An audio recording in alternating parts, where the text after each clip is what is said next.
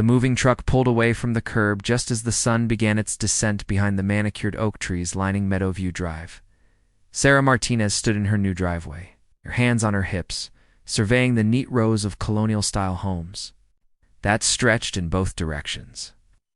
Each house seemed to mirror the next, crisp white siding, black shutters, perfectly edged lawns that looked like they'd been trimmed with scissors rather than lawnmowers.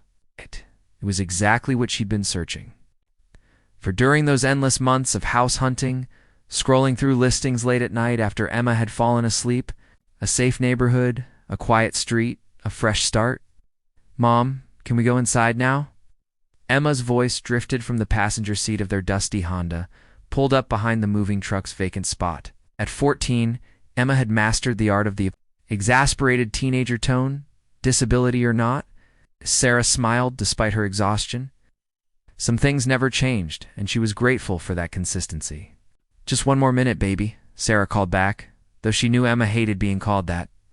She wanted to savor this moment, the culmination of 2 years of saving every possible penny, working double shifts at the hospital, selling everything they didn't absolutely need. This house represented more than just 4 walls and a roof. It represented independence from her ex-husband's grudging child support checks. It meant Emma could have her own room again, a real room, not the converted corner of a 1-bedroom apartment. Most importantly, it meant accessible features, a first-floor layout, wide doorways, and room for the wheelchair ramp she'd already gotten approved by the county. The neighborhood association packet had arrived a week before closing. Manila envelopes stuffed with bylaws, architectural guidelines, and a cheerful welcome letter signed by Karen Whitmore, HOA president. Sarah had skimmed it, noting the usual restrictions. No vehicles parked on lawns, garbage cans must be stored out of sight, lawn maintenance required weekly. Nothing had seemed unreasonable. Nothing had raised any red flags. She'd even appreciated the attention to detail. It suggested people here took pride in their community, that Emma would be growing up somewhere stable and well-maintained. What Sarah hadn't known, couldn't have known from that innocent packet of papers, was that Karen Whitmore took those rules with a zealotry that bordered on religious fervor. She didn't merely enforce the guidelines, she weaponized them. And she had a particular talent for identifying the newest, most vulnerable residents, the ones still unpacking boxes, still learning the unwritten rules, still hoping to fit in. Sarah retrieved Emma's wheelchair from the trunk, unfolding it, with the practiced efficiency of someone who'd performed this action thousands of times. She positioned it beside the passenger door, locked the wheels, and helped her daughter transfer from the car seat. Emma had been born with spina bifida, and while she defied every dire prediction those early doctors had made, the wheelchair remained a permanent fixture of their lives. Sarah had long ago stopped seeing it as a tragedy and started seeing it simply as what it was, a tool, like glasses or a hearing aid, that helped her brilliant, stubborn, beautiful daughter navigate the world. They made their way up the driveway, together, Sarah pushing the wheelchair over the smooth concrete. Tomorrow, the contractor would arrive to install the ramp that would lead from the driveway to the side entrance. The permits were already approved. Everything was in order. For tonight, Sarah would carry Emma up the 3 front steps, just as she'd done at their old apartment, though Emma was getting heavier each year, shooting up in height, even if her legs couldn't support her weight. The house was chaos inside. Boxes stacked in every room, furniture positioned haphazardly wherever the movers had set it down. But it was their chaos in their house, and Sarah felt a swell of pride mixed with exhaustion. Emma wheeled herself toward what would be her bedroom, already planning where her desk would go, where she'd set up her computer, how she'd arrange her book collection. Sarah was in the kitchen, trying to remember which box held the coffee maker a critical priority, when she heard the doorbell. Her heart lifted slightly. Maybe it was a neighbor bringing cookies or offering to help unpack or just introducing themselves. She'd read articles about neighborhoods like this where people still practiced old-fashioned community values. She brushed the dust from her jeans and headed to the front door. The woman standing on her porch was impeccably dressed despite the late hour. She was wearing cream-colored slacks and a navy cardigan that probably cost more than Sarah's entire wardrobe. Her blonde hair was styled in a shoulder-length bob without a single strand out of place. Her makeup was flawless, subtle, but expertly applied. She held a leather-bound notebook against her chest, like a shield. Lo, you must be the new resident at 247 Meadowview, the woman said, her smile bright but somehow not reaching her eyes. I'm Karen Whitmore, president of the Willowbrook Estates Homeowners Association. Wanted to stop by and officially welcome you to the neighborhood. Sarah returned the smile, genuinely pleased. That's so kind of you. I'm Sarah Martinez. Please, come in, though I have to warn you, we're still buried in boxes. Karen's smile tightened almost imperceptibly. Oh, I wouldn't want to intrude on your first evening. I just wanted to drop off some additional information about our community guidelines and upcoming events. She extended the notebook, which Sarah now saw was actually a binder, easily 2 inches thick. I noticed you have a construction permit. Posted in your window. A ramp installation, yes, Sarah said, taking the binder, surprised by its weight. For my daughter? She uses a wheelchair, and the ramp will make it much easier for her to access the house independently. Something flickered across Karen's face as approval, maybe, or calculation. I see. Well, I'm sure you've reviewed our architectural standards. All exterior modifications must be aesthetically consistent with the neighborhood character. We've worked very hard to maintain property values here. She paused, her eyes scanning the front of Sarah's house, as if cataloging violations. I'll need to review your permit to ensure it meets our specifications. Sometimes county permits don't account.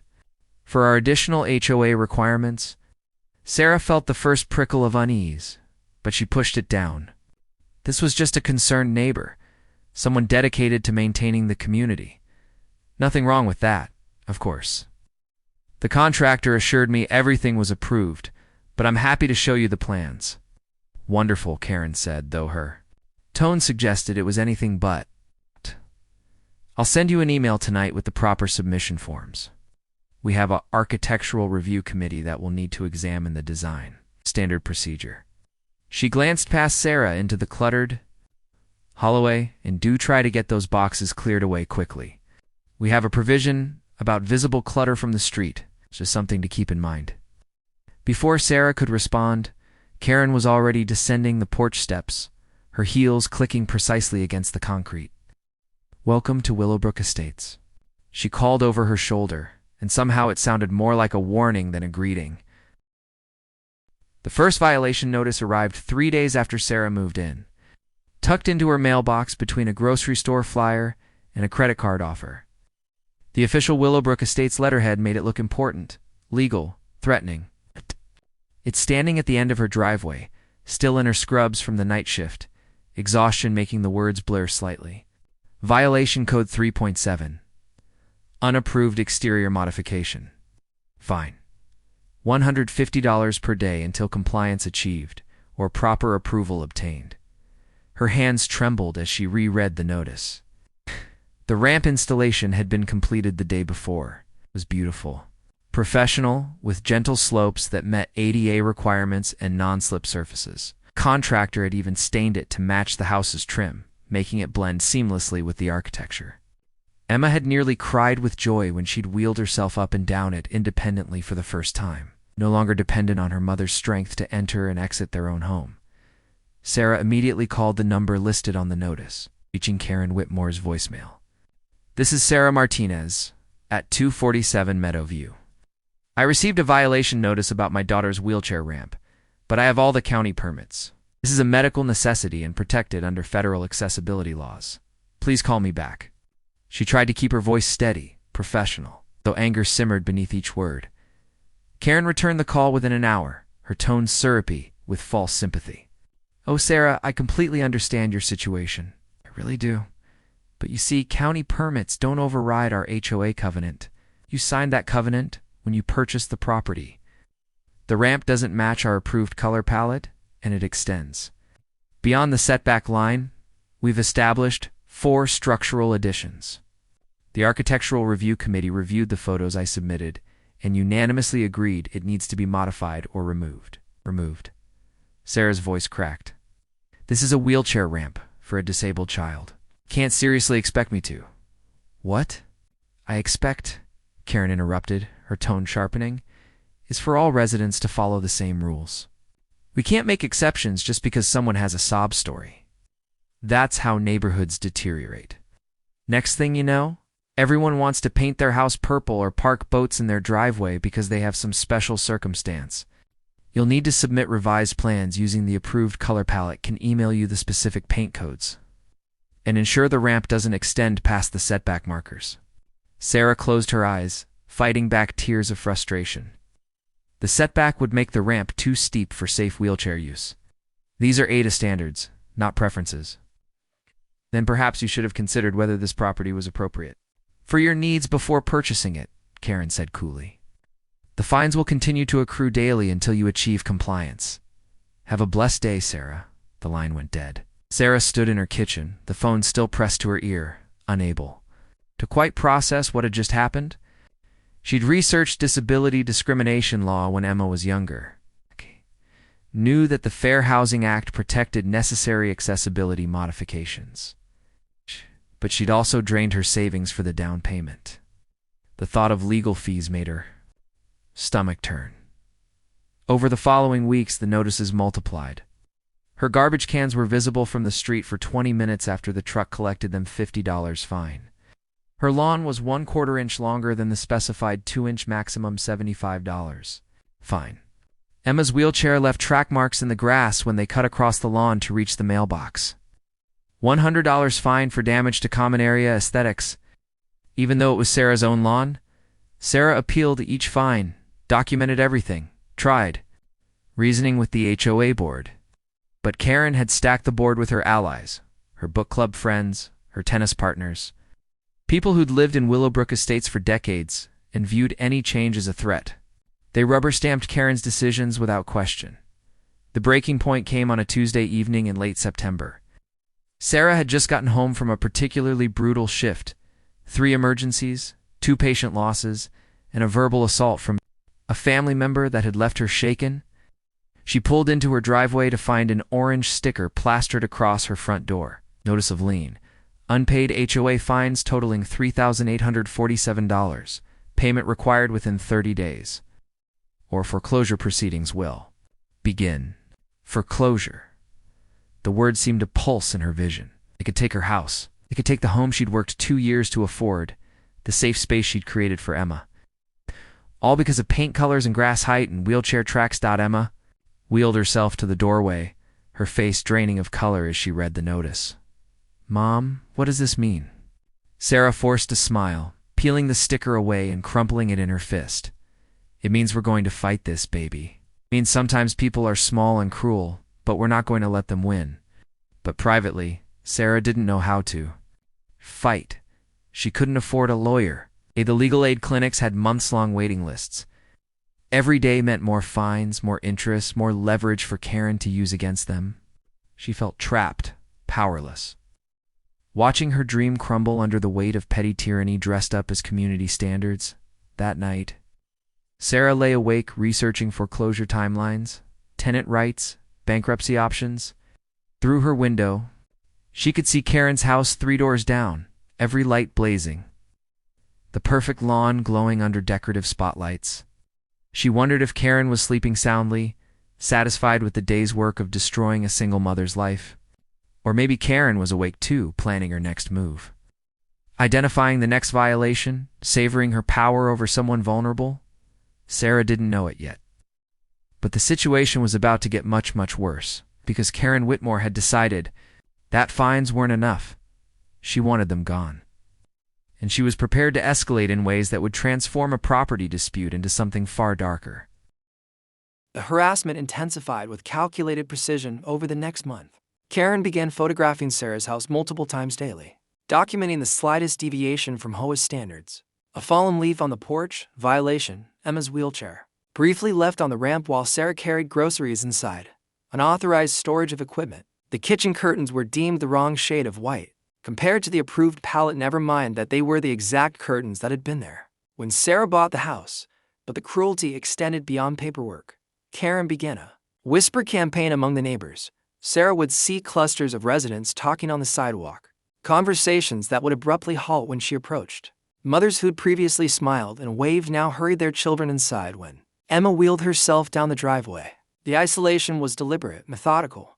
Karen was turning the entire community against them, painting Sarah as a troublemaker who refused to follow simple rules.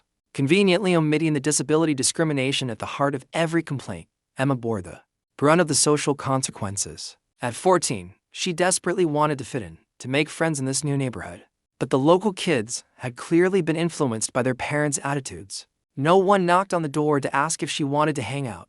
No one invited her to birthday parties or study groups. Sarah watched her daughter's spirit dimming, saw the way Emma spent more time in her room, headphones on, retreating into herself. Maybe we should just leave, Emma said one night over dinner, pushing pasta around her plate without eating. Find somewhere else. This isn't worth it. Sarah reached across the table, gripping her daughter's hand. We're not leaving. This is our home. We have every right to be here. And we're not going to let bullies chase us away. But Sarah's confidence was a performance. Privately, she was drowning. The fines had ballooned to over $6,000. Her credit cards were maxed out from trying to pay the most urgent violations. To stop the foreclosure clock, she picked up extra shifts until she was working 60-hour weeks, barely seeing Emma, running on caffeine and fear. And still, it wasn't enough. The breaking point came on a cold November evening. Sarah had finally secured a consultation with a disability rights attorney, a young lawyer named Marcus Chen who'd taken an interest in her case pro bono. They had spent 2 hours documenting every violation notice, every interaction with Karen, building what Marcus believed was a solid case for disability discrimination and Fair Housing Act violations. For the first time in months, Sarah felt a flicker of hope. They had a plan. They could fight this. She arrived home just after 7, her spirits lifted, actually humming as she pulled into the driveway. The house was dark. Emma must be doing homework in her room. Sarah gathered her purse and the file folder Marcus had prepared. Stepping out of the car into the crisp autumn air, that's when she saw her, Karen Whitmore, standing at the property line between their yards, holding something in her hands. In the dimming light, it took Sarah a moment to register what it was. A camera. She thought initially, raised and pointed towards Sarah's house, then her perspective shifted, her eyes adjusting, her brain catching up to what her instincts already knew. Not a camera. A gun. Karen, Sarah's voice came out strangled, uncertain. Surely she was misunderstanding. Surely this was some kind of mistake, a misidentification in the poor light. But Karen's voice was clear, sharp with righteousness. I've had enough. You've made a mockery of this community with your refusal to comply with basic standards. You've lowered property values. You've brought chaos and disorder to a peaceful neighborhood. Well, no more. Sarah's legs felt welded to the driveway. Her mind raced through options. Run to the house. Call 911. Try to reason with this woman who'd clearly lost all grip on reality. But her body wouldn't move, frozen in that primal response to perceived danger. Karen, please. Let's talk about this. You don't want to do something you'll regret. Regret? Karen laughed, a brittle sound that raised goosebumps on Sarah's arms. The only thing I regret is the board approving your application to purchase in this neighborhood. But I can fix that mistake. I can make you understand that rules matter, that consequences exist. The gun wavered slightly in Karen's hands, and Sarah realized with a sick certainty that Karen had probably never held a firearm before. This wasn't some calculated execution. It was an unhinged escalation from someone who'd become so consumed by her petty authority that she'd convinced herself this was justified, which somehow made it more terrifying. At least a professional would have steady hands. Karen, I have a lawyer now. We're going to resolve this legally. You don't need to. A lawyer? Karen's voice rose to a near shriek. You're suing me. Suing the HOA. After everything we've done to maintain standards, you have the audacity. The front door opened. Emma appeared in the doorway, backlit by the hallway light, her silhouette small and vulnerable in her wheelchair. Mom, is everything okay? I heard shouting. Time seemed to slow, each second stretching into an eternity. Sarah saw it all with terrible clarity. Emma in the doorway, Karen's attention shifting toward the house, the gun following Karen's gaze, Sarah's own body moving before her mind could process the decision, launching herself toward Karen even as some distant part of her brain screamed that this was suicide, that she couldn't possibly close the distance in time. And then the sound impossibly loud, a crack that seemed to split the world open. Sarah's momentum carried her into Karen, both women crashing to the ground in a tangle of limbs. Sarah's ears were ringing, her mind unable to process what had just happened, checking herself frantically for pain, for blood, for the wet warmth that would indicate she'd been shot. But the screaming wasn't coming from her. It was coming from her house, from Emma. Sarah scrambled to her feet, her hands slick with dew from the grass, her heart hammering so hard she thought her ribs might crack. The gun lay several feet away where it had tumbled during the collision, black and ugly against the perfect green lawn. Karen remained on the ground, moaning and clutching her wrist, but Sarah's entire focus had narrowed to a single point. The doorway where Emma sat, her hands pressed to her face, still screaming. Sarah ran, her shoes slipping on the damp grass, covering the distance to her daughter in seconds that felt like hours. She dropped to her knees beside Emma's wheelchair, her hands frantically searching for injuries, expecting to find blood, shattered bone, the devastating evidence that her worst nightmare had materialized. "Baby, where are you hurt?" "Emma, look." "At me? Where did it hit you?" Sarah's voice was barely recognizable, high and frantic. Emma's hands slowly lowered from her face, tears streaming down her cheeks, her whole body shaking. I'm not hit." "The bullet?" She pointed with a trembling finger at the doorframe, where a fresh splintered hole marked the wood barely 3 feet from where Emma sat. "It missed me." "Oh God, Mom," and almost Sarah pulled Emma against her chest, her own body now shaking uncontrollably. 3 feet. The bullet had missed her daughter by 3 feet. If Emma had been wheeling herself forward instead of stationary, if she'd been positioned slightly differently in the doorway. Karen's aim had been just a degree to the right. The cascade of almost threatened to overwhelm Sarah's ability to function. Sirens wailed in the distance, growing closer. Someone must have called 911, probably multiple someones, given the gunshot in this quiet suburban neighborhood. Sarah became aware of voices, neighbors emerging from their houses, the bubble of shocked exclamations. Karen was crying now, still on the ground, repeating, "I didn't mean to. I didn't mean to," like a broken mantra. The police arrived in a storm of flashing lights and professional efficiency. Officers separated Sarah and Emma from Karen, taking statements, photographing evidence, carefully bagging the gun. An EMT checked Emma for shock, wrapping her in a thermal blanket, despite her protests that she was fine, just scared. Another EMT tried to examine the scrapes on Sarah's palms from the fall, but she waved them away, unable to let go of Emma's hand. A detective introduced herself, Detective Amanda Rivera, middle-aged with kind eyes that had seen too much. She spoke to Sarah in low, gentle tones while her partner interviewed Karen. "Your daughter is incredibly lucky. Do you know why Ms. Whitmore had a firearm?" Sarah shook her head, still numb with shock. "I have no idea. We've been having HOA disputes, but this is insane. We were never violent, never threatened. She just showed up in our yard with a gun because we put in a wheelchair ramp." Detective Rivera's eyebrows rose. "A wheelchair ramp? That's what prompted this?" The whole story spilled out. Then the fines, the foreclosure threat, the systematic harassment, the disability discrimination. Detective Rivera took notes, her expression growing increasingly troubled. "Have you documented all of this? The notices, the communications, everything," Sarah confirmed. "I have a lawyer now. We were building a case for Fair Housing Act violations." I told her that tonight right before her voice caught, unable to finish the sentence.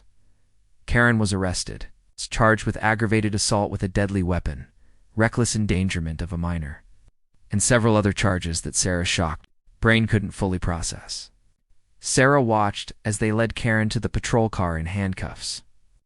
Her perfect hair disheveled for the first time, her face streaked with mascara-stained tears. Karen looked smaller somehow, diminished without her armor of authority and rulebooks. Next few hours passed in a blur of official statements, evidence collection, and well-meaning neighbors who suddenly remembered Sarah and Emma existed. Mrs. Chen, from 2 houses down, brought over homemade soup, apologizing profusely for not standing up to Karen sooner. We all knew she was taking things too far, but no one wanted to make waves. "I'm so ashamed." Others echoed similar sentiments, their guilt manifesting in offers of help, casseroles, testimony for any legal proceedings. Marcus Chen, Sarah's attorney, arrived after she called him from the police station. He looked stunned as he reviewed the police report. "This changes everything." The HOA's liability just became catastrophic. Karen was acting in her capacity as HOA president, using that authority to escalate a dispute to the point of armed confrontation. They're going to want to settle immediately, and settle they did. Within 48 hours, the HOA board minus Karen, who'd been immediately removed from all positions, met with Marcus. They waived all fines, removed all violation notices, and issued a formal apology. They'd also be paying for Emma's therapy, any medical expenses related to the trauma, and substantial damages. The new board president, a soft-spoken retired teacher, named Robert Mills, looked physically ill as he signed the agreements. "We failed you," he said quietly to Sarah. "We abdicated our responsibility and let one person's obsession put your family in danger. It's unforgivable. But the money, the apologies, the legal victories, none of it could erase the image burned into Sarah's brain of that gun pointed toward her daughter. None of it could give back the sense of safety they'd lost." Emma started having nightmares, waking up screaming about gunshots and splintered door frames. Sarah found herself constantly looking over her shoulder, unable to relax in her own home. The media picked up the story. HOA president arrested after shooting at disabled teen over wheelchair ramp. It went viral, sparking national conversations about HOA overreach, disability rights, and the dangers of unchecked petty authority. Sarah's phone rang constantly with interview requests. Documentary producers, advocates wanting to use their story as a rallying cry for reform, but Sarah just wanted her life back. She wanted Emma to feel safe again. She wanted to not feel her. Heart rates spike every time she pulled into her driveway. 3 months after the shooting, Sarah stood in a courtroom watching Karen Whitmore accept a plea deal.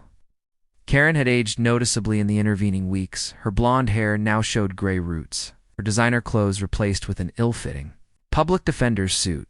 She looked like what she was, a woman who'd let power and control corrupt her sense of proportion, till she'd nearly killed a child. The judge showed no sympathy.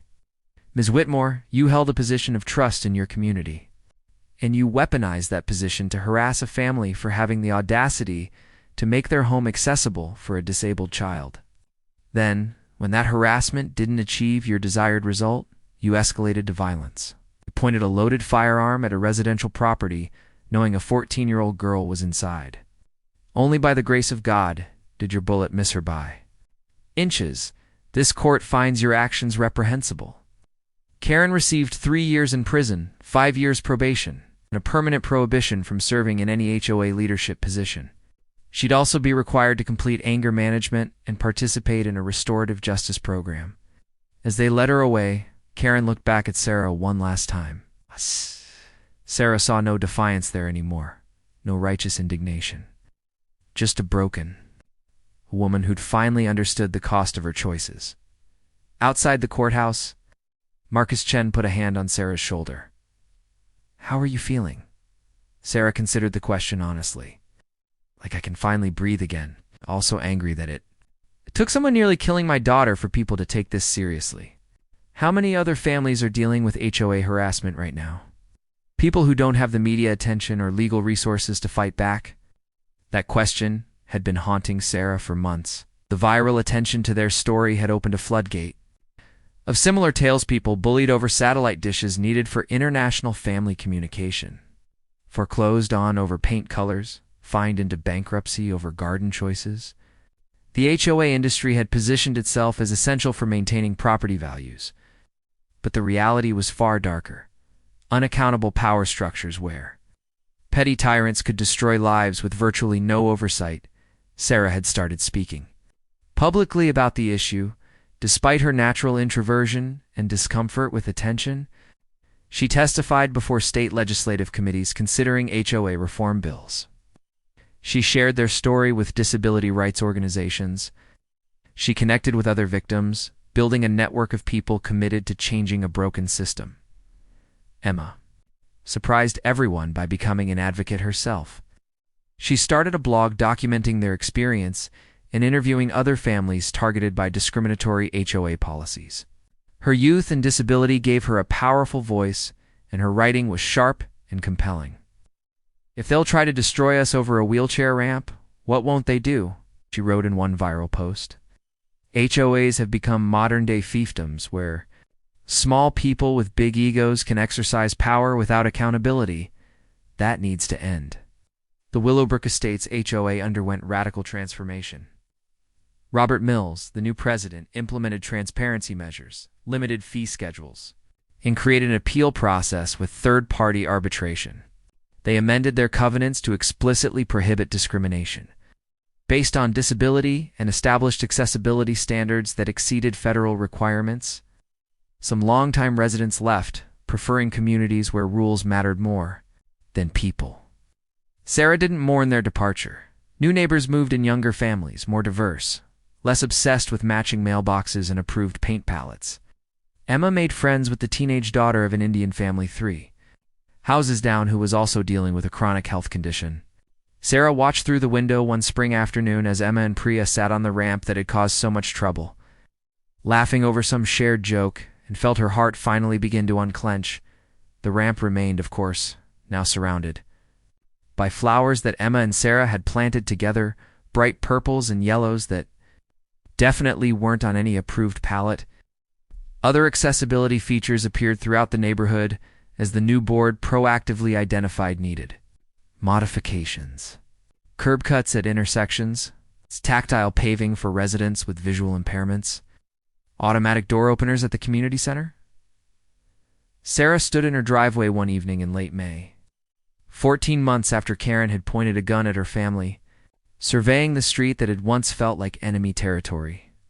Children played basketball in a driveway where grass height had once been strictly monitored. A family was having a loud cookout with music that would have previously generated violation notices. Someone had painted their door redactual, bright, redond, instead of fines. Neighbors complimented the splash of color. It looks different, doesn't it? Marcus had stopped by to drop off the final settlement check, the last piece of legal business to conclude, like a neighborhood where people actually live instead of a museum display. Sarah nodded, accepting the check, but barely glancing at the amount. The money would help with Emma's college fund, with therapy, with making their house truly their own. But it couldn't buy back the year of fear they'd endured, couldn't erase the trauma of watching a bullet splinter their doorframe inches from Emma's head. Yet something else had been gained that the money couldn't quantify. Sarah had discovered reserves of strength she hadn't known she possessed. Emma had found her voice and her purpose.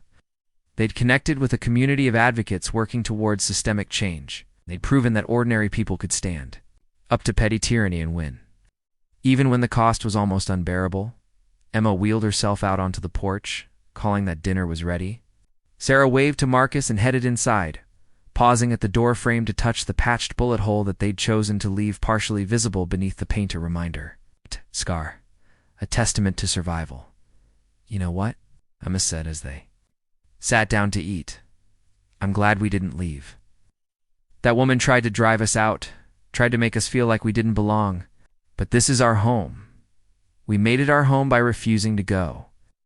Sarah raised her glass of water in a toast. To standing your ground, to fighting for what's right, and to never, ever letting the Karens of the world define who gets to belong. They clinked glasses, mother and daughter, survivors and advocates. Proof that even the darkest confrontations can transform into powerful catalysts for change.